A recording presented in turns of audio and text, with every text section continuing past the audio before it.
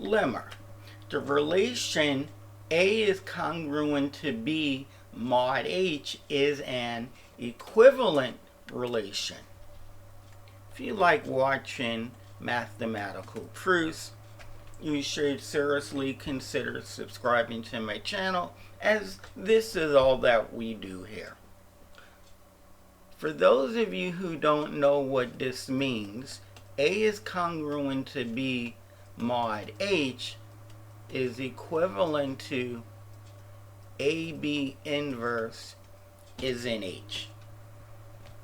This statement and this statement are identical.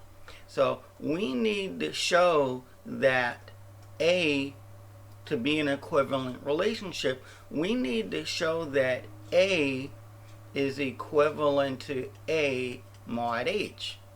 But that implies that A times A inverse, which is E, is in H. But that is true. H is a subgroup of G. That should have been mentioned. H is a subgroup of a group G. Now, A is congruent to B mod H. Well, that implies that AB inverse is in H. But that implies that AB inverse is in A. That implies that AB inverse, which is BA inverse, is in H.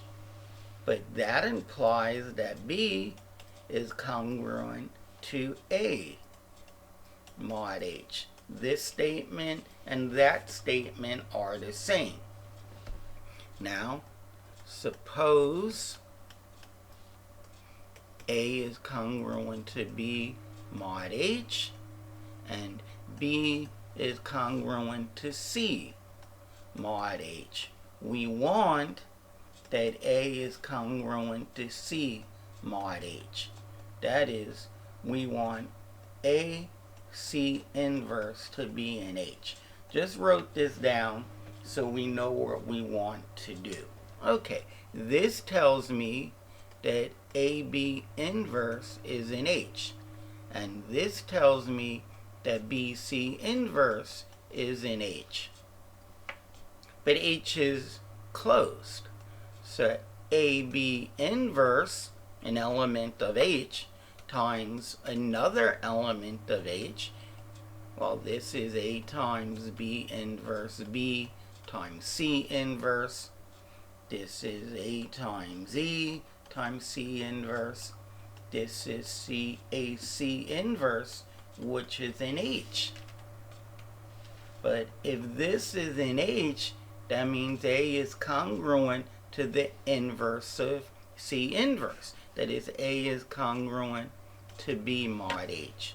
And that finishes showing that modular, the way we defined it, A is congruent to B mod H, is an equivalent relationship if H is a subgroup or H is a group.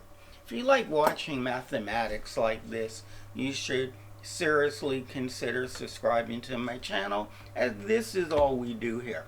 We prove mathematical facts and theorems and lemmas and corollaries. That's what you're into? Subscribe. Please leave a comment. Don't forget to click the like button. Tell your friends and family about my channel. And never forget, watch and learn.